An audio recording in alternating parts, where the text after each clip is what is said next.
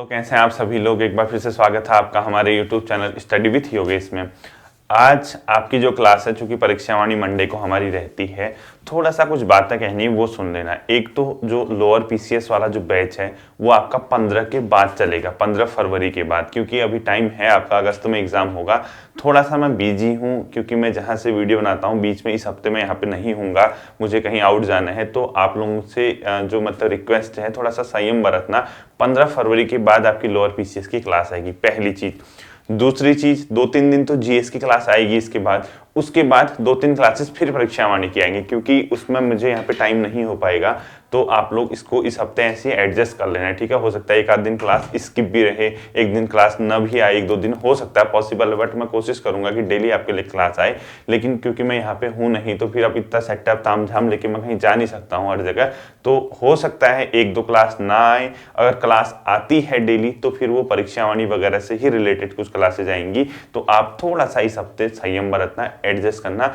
आपके पास बहुत मटेरियल है पढ़ने के लिए, परेशान होने की कोई जरूरत नहीं है। आप उस जो आपके पास कंटेंट है उसको रिवाइज कीजिए, रिवीजन का टाइम मिल जाएगा, थोड़ा सा मुझे भी ब्रेक मिल जाएगा। मैं आपसे थोड़ा सा संयम बरतने की अपील करूंगा। आप 15 फरवरी के बाद आपकी जो क्लासेस होंगी वो उसी चैनल पे होंगी जैसे हमारी चलती आ रही हैं, तो धैर्य रखना, ठीक है। आज हमारा परीक्षावाणी का अगला चैप्टर, अब कई बच्चे कह रहे होंगे सर नदी तंत्र मैं करा दूंगा, ठीक है। आपके एग्जाम से पहले नदी तंत्र कराने की जिम्मेदारी मेरी है, परेशान होने की जरूरत नहीं है। तो चैप्टर निकालिए सांस्कृतिक तत्व, यानी चैप्टर नंबर 10 जो है वो आपको निकालना है, सांस्कृतिक तत्व। पेज नंबर 191 के समथिंग होगा उत्तराखंड परीक्षावाणी के अंदर, पेज नंबर 191 के समथिंग होगा या उससे के आसपास, चैप्टर नंबर 10 सांस्कृतिक तत्व। इसमें क्या क्या दिया है देखें।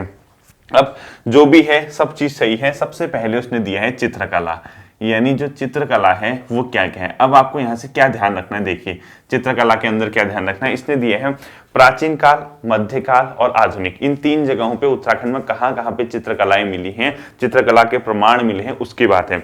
सबसे पहले देखो, एंशिएंट टाइम में राज्य में चित्रकला में सबसे प्राचीनतम नमूने शैल चित्र के हैं, यानी शैल चित्र मतलब पत्थरों पे जो चित्र बनाए गए हैं उनको शैल चित्र कहते हैं, ठीक है। इसके अलावा दीवालों पे बनते हैं, भित्तियों पे बनते हैं, कई अलग अलग तरीके से बनते हैं। अगर कभी क्वेश्चन आए राज्य में सबसे प्राचीनतम शैल चित्र कौन से हैं इनमें से, तो शैल चित्र सबसे क्या है, प्राचीन है। शैल चित्र का मतलब जो चित्र पत्थरों में अपने आप में बनाए जाते हैं उनको क्या बोला जाता है, शैल चित्र बोला जाता है। ये ध्यान में रखना, ठीक है।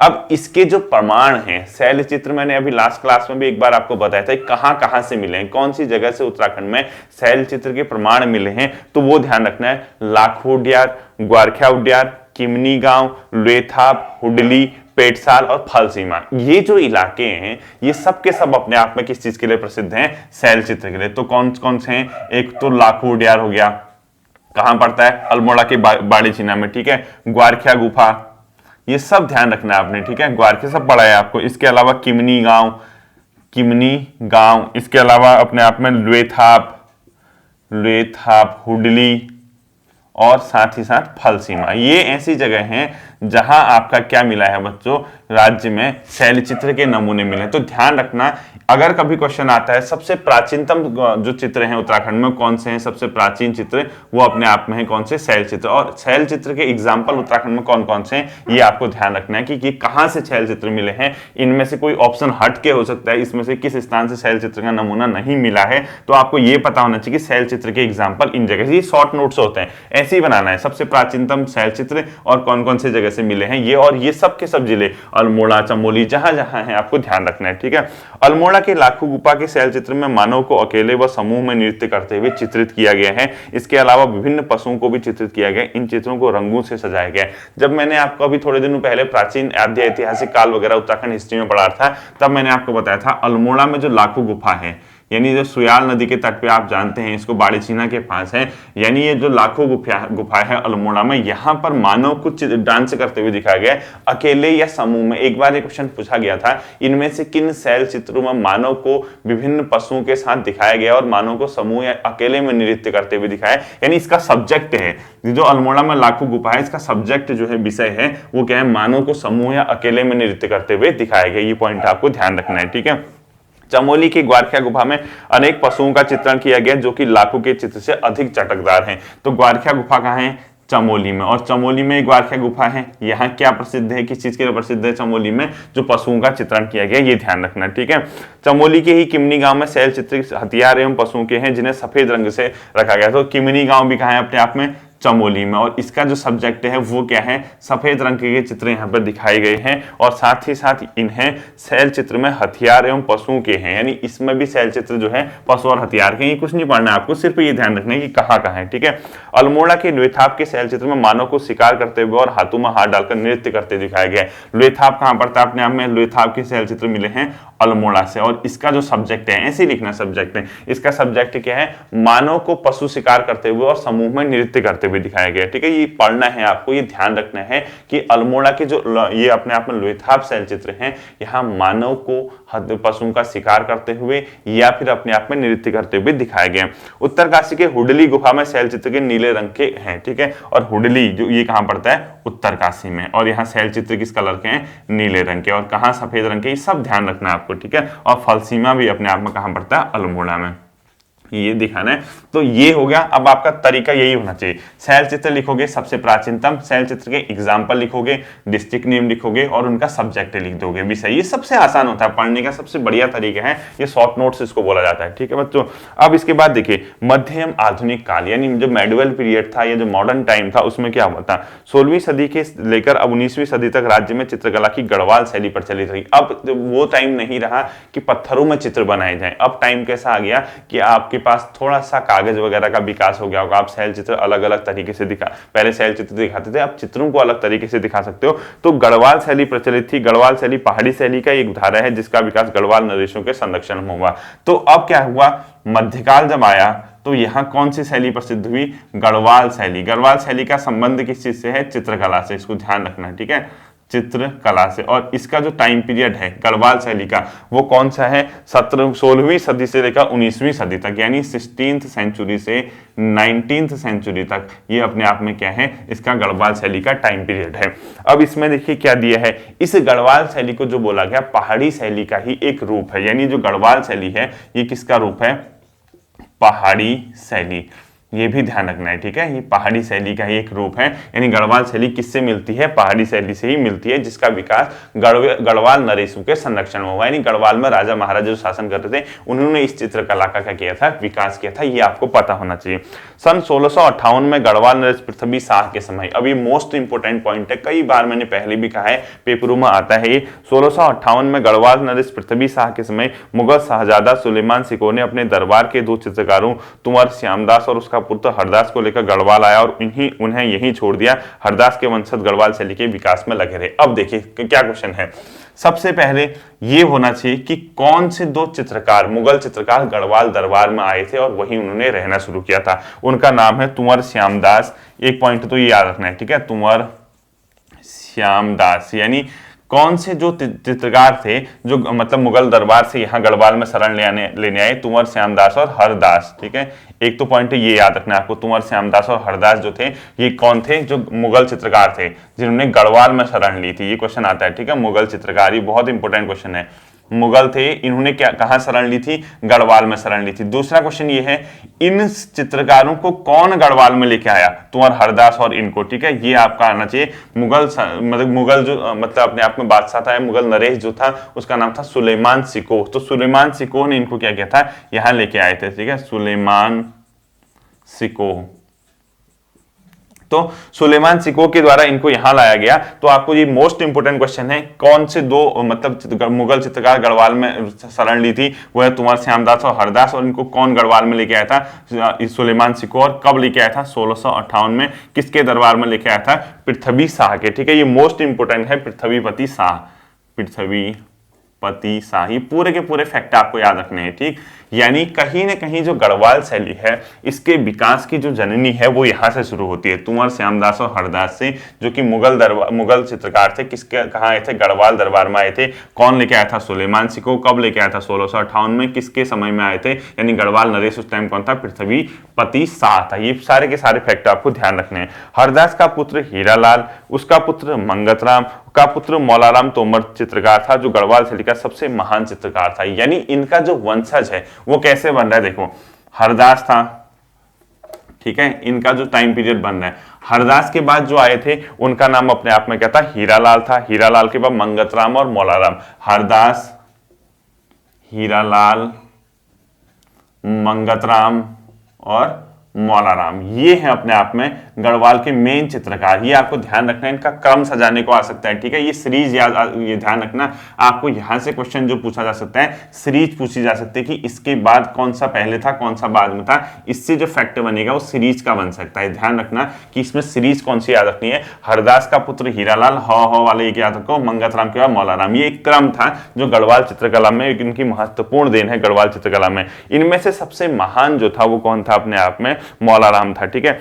सिर्फ इनने प्रदीप शाह, ललित शाह, जयकीर्ति शाह, प्रद्युमन शाह का संरक्षण मिला। जीवन के अंत तक मौलाराम श्रीनगर में अपनी चित्रशाला में कला साधना में रहा। कुंवर प्रीतम शाह मौलाराम से चित्रकारी सीखने टिहरी से श्रीनगर जाते थे। अब देखो ये जो मंगतराम मौलाराम, ये जो पूरी सीरीज है, ये तो आपको ध्यान रखनी ही रखनी है कि इस प्रकार से इसकी सीरीज होगी। अब ये ध्यान रखना कि जो मौलाराम है वो कहां पर अपनी चित्रकला करता था, श्रीनगर में। ये बहुत ज्यादा इंपॉर्टेंट फैक्ट है बच्चों, इसको ध्यान रखना कि जो मौलाराम है वो कहां पर अपनी चित्रकला, मतलब बेसिकली अपने चित्रकला से संबंधित था, वो श्रीनगर में था, लिखा भी है। और इसी श्रीनगर में कई गढ़वाल नरेश मौलाराम से चित्रकला सीखने जाते थे। उनमें से एक नाम दिया है कुंवर प्रदीप शाह, ठीक है। यानी कौन सा जो कुंवर था, कुंवर प्रदीप शाह, प्रदीप हो गई, कुंवर प्रीतम शाह, कुंवर प्रीतम शाह। ये इसके हिसाब से ऐसे क्वेश्चन ऐसा आएगा नहीं, आपको मैं बताऊंगा कि क्या क्वेश्चन आएगा। तो मौलाराम कहां पर अपनी चित्रकारी करता था, श्रीनगर में। बेसिकली यहाँ पे इसका संग्रहालय भी है, म्यूजियम है, आप लोग जानते होंगे।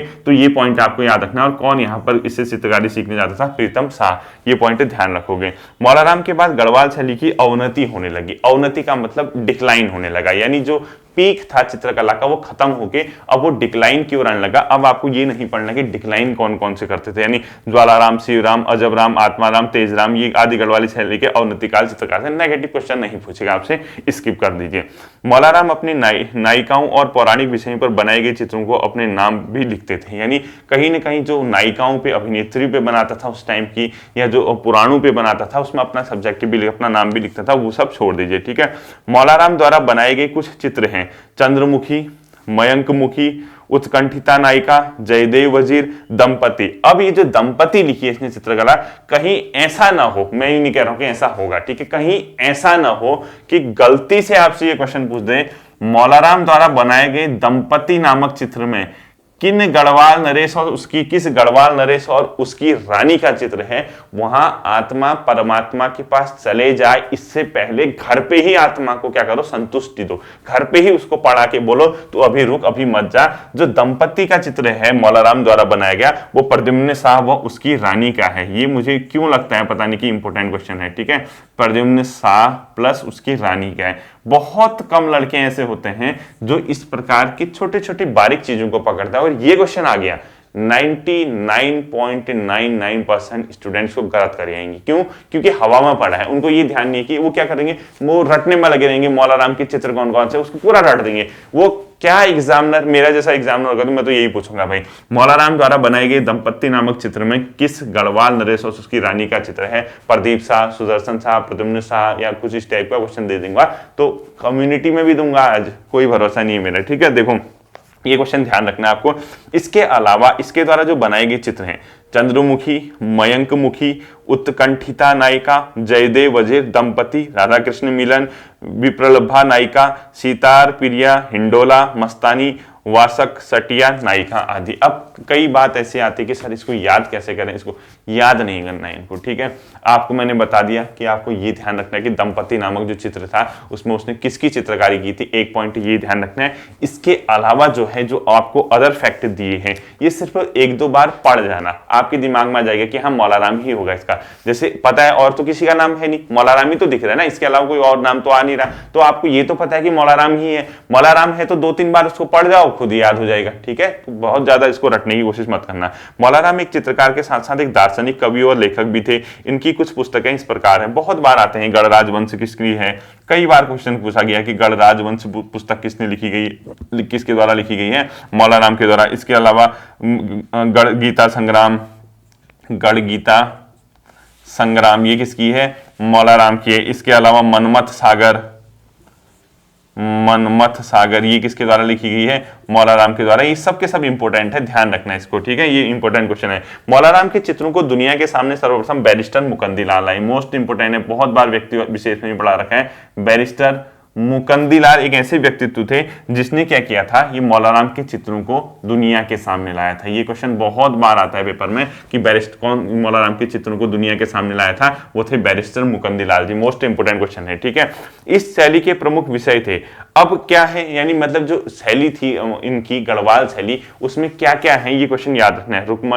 रुक्मणी मंगल, नायिका भेद, रामायण महाभारत, कामसूत्र, दशावतार, अष्टदुर्गा, नवग्रह आदि। मुकंदीलाल लिखते हैं कि नारी अंकन में कोई अन्य पहाड़ी शैली गढ़वाल कला की ऊंचाई तक नहीं पहुंच सकी, यहाँ वो अधिक छरहरी और मोहक दिखाई देती है। अब ध्यान देना, गढ़वाली चित्रकला शैली का मुख्य विषय क्या था, यानी किस सब्जेक्ट के ओरिएंटेड रहती थी। हमेशा ध्यान रखना, ये जो गढ़वाली शैली है वो नारी अंकन के लिए प्रसिद्ध है। मोस्ट इंपोर्टेंट कर देना, गढ़वाली शैली, गढ़वाली चित्रकला शैली, गढ़वाली चित्रकला शैली किसके ओर ओरिएंटेड है? नारी अंकन, यानी नारी मतलब महिलाओं की स्थिति पे, महिलाओं के बारे में इसमें ज्यादा इस चित्रकारी की गई है, यानी नारी अंकन के ओरिएंटेड है। नारी अंकन का मतलब हुआ उसमें महिलाओं की स्थिति, महिलाओं की हो सकता है दुर्दशा, महिलाओं के कैरेक्टर, महिलाओं का चरित्र, महिलाओं द्वारा किए जाने वाले कार्य, इन सभी चीजों को लेकर कहीं ना कहीं महिलाओं के ओरिएंटेड जो गढ़वाली चित्रकला शैली रही। ये मैं नहीं कह रहा, ये बैरिस्टर मुकंदीलाल खुद कहते हैं। साथ ही साथ मौलाराम के चित्रों में दो चीजें दिखती है, एक तो नारी अंकन, दूसरा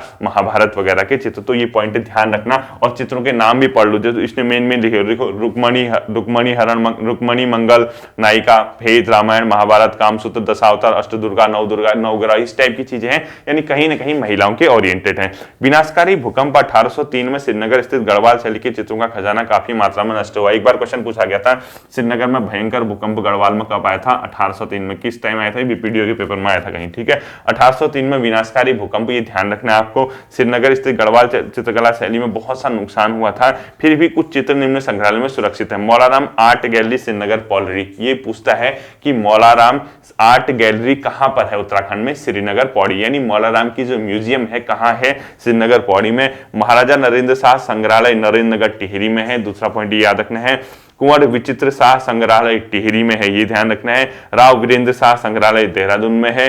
गढ़वाल विश्वविद्यालय संग्रहालय श्रीनगर में है, बैरिस्टर मुकंदीलाल के संग्रह से। गिरिजा किशोर जोशी संग्रह अल्मोड़ा में। भारत कला भवन वाराणसी, सीताराम शाह संग्रह वाराणसी। ये सब नहीं पढ़ने, उत्तराखंड के पढ़ जाना एक दो, जैसे मौलाराम संग्रहालय आपका श्रीनगर में, गढ़वाल विश्वविद्यालय संग्रहालय श्रीनगर में, देहरादून वाला कौन सा है वो देख जाना, वीरेंद्र शाह संग्रहालय। इसके अलावा टिहरी में कौन सा है? विचित्र शाह संग्रहालय। इसके अलावा नरेंद्रनगर में कौन सा है? महाराजा नरेंद्र शाह संग्रहालय। ये आपको ध्यान रखना है, ठीक है।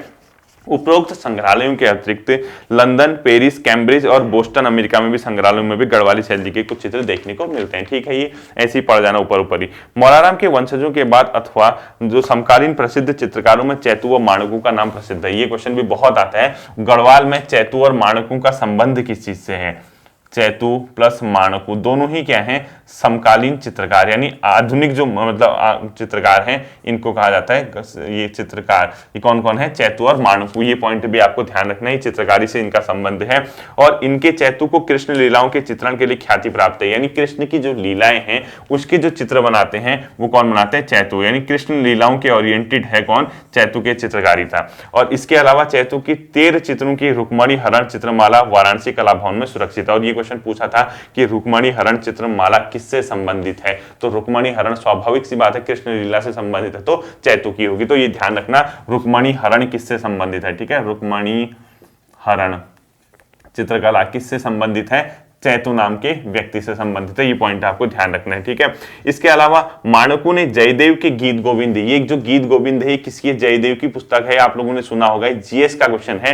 ये गीत गोविंद के लेखक कौन है? जयदेव है, मोस्ट इंपोर्टेंट है, ठीक है। का चित्रण सन 1730 में किया। आंख मिचौली भी इनकी प्रसिद्ध रंगीन चित्र है। ये दोनों ही पॉइंट आपको ध्यान रखने। देखिए ये आपको समझ आना चाहिए। एक तो आपको ये पता होना चाहिए कि गीत गोविंद किसके द्वारा लिखी गई है। गीत गोविंद, ये जीएस का क्वेश्चन है बच्चों, ठीक है। गीत गोविंद किसकी है? जयदेव की है। ये जो गीत गोविंद का चित्रकार है, यानी इसकी जो चित्रकला की है वो किसने की है? माणकू ने की है। माणकू क्या था? एक चित्रकार था, और ये 1730 में माणकू ने क्या की? गीत गोविंद की चित्रकारिता की। ये पॉइंट भी आपको ध्यान में रखना होगा, ये इंपोर्टेंट पॉइंट है, ठीक है। ये किसकी है?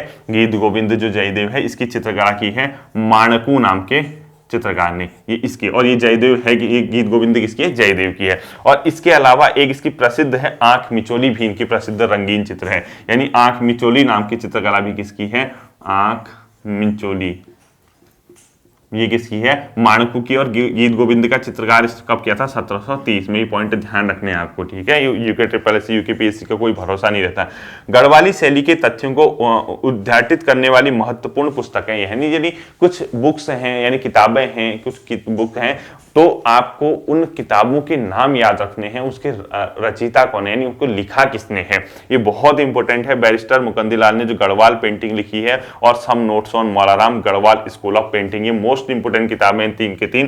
पहली किताब है गढ़वाल पेंटिंग, गढ़वाल पेंटिंग किसकी है, बैरिस्टर मुकंदीलाल। दूसरी है some notes on Molaram, some notes on Molaram, short लिख रहा हूं, ठीक है। और तीसरी है Garhwal school of painting, Garhwal school of painting.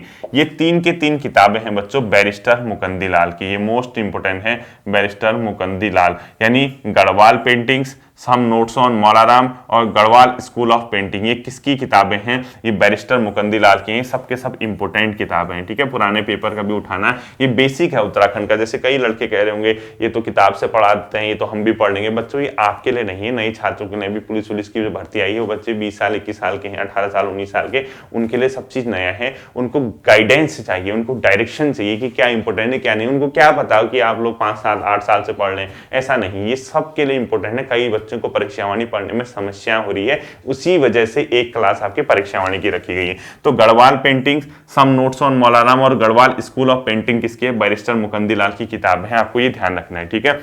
इसके अलावा विलियम आर्चर की गढ़वाल पेंटिंग अंग्रेजी में किसने लिखी है, देखो गढ़वाल पेंटिंग अंग्रेजी में किसने लिखी है, यानी इंग्लिश लैंग्वेज में किसने लिखी है, विलियम आर्चर की। ये क्वेश्चन भी आपको ध्यान रखना है, ठीक है। आर्चर की है, ये अंग्रेजी में किसने लिखी है पूछेगा गढ़वाल पेंटिंग, तो विलियम आर्चर। इसके अलावा डॉक्टर कटोच की गढ़वाली चित्रशैली एक सर्वेक्षण, डॉक्टर यशवंत कटोच की है गढ़वाल चित्रशैली एक सर्वेक्षण, ठीक है। यानी गढ़वाल चित्रशैली एक सर्वेक्षण, यानी एक सर्वेक्षण किसकी है, एक सर्वेक्षण, ये है आपकी कटौच की, ठीक है, यशवंत कटौच जी की, डॉक्टर यशवंत कटौच, ठीक है, डॉक्टर यशवंत कटोच की है, डॉक्टर यशवंत कटोच जी की है गढ़वाल चित्रकला शैली एक सर्वेक्षण। इसके अलावा किशोरीलाल वैद की पहाड़ी चित्रकला, मोस्ट इंपोर्टेंट कर देना, पहाड़ी चित्रकला, ये किसकी अपने आप में, किशोरीलाल वैद की, ठीक है, किशोरीलाल वैद जी की, किशोरीलाल वैद की। मोस्ट इंपोर्टेंट है किताब। ये सब के सब ऐसी किताबें हैं जिसने क्या किया, उत्तराखंड में इन चित्रों को दुनिया के सामने लाए। तो ये बहुत इंपोर्टेंट किताब है, सबके सब याद रखने। ये था आपका चित्रकला। इसके बाद आता है आपका लोक चित्र। अब देखो, अब पहली चीज आपको ये पता हो जानी चाहिए कि चित्रकला में जो उत्तराखंड में सबसे प्राचीन है शैल चित्र है। शैल चित्र किन किन स्थानों से मिले और उनका सब्जेक्ट क्या था। दूसरा है गढ़वाल चित्रकला शैली। गढ़वाल चित्रकला शैली में जो मेनली आए थे आपका हरदास थे, हीरालाल जी थे, उसके अलावा मुकंदीलाल वगैरह। मुकंदीलाल ने ये क्या कहते हैं, मौलाराम से पहले जो भी हुए उनके पिता, उनका क्रम याद रखना है। बाकी वो जो मौलाराम की जो चित्र हैं कौन कौन से हैं, दंपत्ति में उसने किसका वर्णन किया है, साथ ही साथ इनके जो चित्र होते थे किस चीज के ओरिएंटेड रहते थे, यानी किस चीज के इर्द गिर्द घूमते थे, क्या सब्जेक्ट होता था उन चित्रों का, ये आपको ध्यान रखना है, ठीक है। अब आता है आपका लोक चित्र। लोक चित्र में सबसे पहला ही क्वेश्चन ये पूछता है कि इनमें से ये क्या है, यानी क्या है, पूछता है कि ये लोक चित्र, शैल चित्र है, इस टाइप से क्वेश्चन पूछता है। तो उत्तराखंड में लोक चित्रों की जो प्रसिद्ध चीज है, एक तो अपने आप में एपड़ है, कुमाऊं में खासकर ये होता है, एपड़ गढ़वाल में भी होता होगा, एपड़ या छिपण भी लिखा है इसने, ठीक है। ये क्या है, अपने आप में एपड़ है, भी बताता हूं क्या होता है। दूसरा ज्योति मातृका,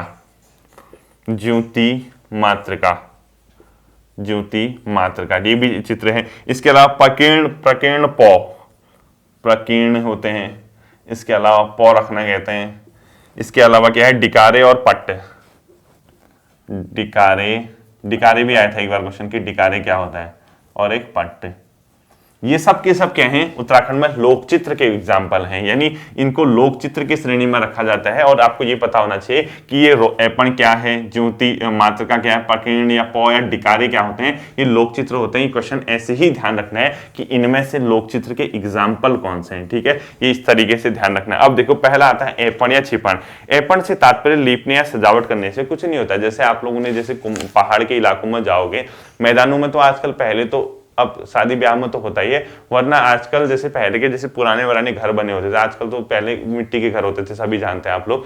तो वो क्या करते थे, कुछ एक लाल कलर या भूरी कलर की मिट्टी होती थी, उसको घोलते थे, लेप बनाते थे। उसका लेप बनाने के बाद जो देहली होती है, यानी दरवाजे की जो चौखट होती है उसके नीचे जो देहली होती है, उसको लीप देते थे, यानी उसको पूरा जैसे आजकल पेंट करते ना उसको। उसके बाद उसमें चावल के आटे का एक घोल बनता था, उस चावल के आटे के घोल से हाथों से क्या करते थे, चित्रकारी करते थे, उसमें अलग अलग डिजाइन बनाते थे। आजकल जो ऐपण का रूप ले लिया है, आप लोगों ने देखा आजकल क्या होता है, चौखट पकड़ी, लाल पेंट किया, लाल पेंट करने के व्हाइट पेंट लाए, उससे चित्रकारी की। पहले ऐसा नहीं होता था क्योंकि इतनी चीजें होती नहीं थी, उसी को ऐपण बोला जाता है। तो ऐपण क्या है, अपने आप में लोक चित्र का एग्जाम्पल है। इसका तात्पर्य लीपने या सजावट करने से है, जो कि किसी मांगलिक या धार्मिक अवसर पर देहरी के आंगन में विस्वार, चावल के आटे का घोल तथा लाल सफेद मिट्टी से सुंदर चित्रों के रूप में बनाई जाती थी। इसके तहत सूर्य, चंद्रमा, स्वास्तिक, जो भी हमारे मतलब हिंदू धर्म वगैरह में चीजें होती हैं, उसके ही चित्र इसमें बेसिकली क्या किए जाते हैं, बनाए जाते हैं, ठीक है। भगवान वगैरह के चित्र आजकल शादी वगैरह के टाइम में मंडप पे सजाते हैं ना, वहां पे भी बनाते हैं।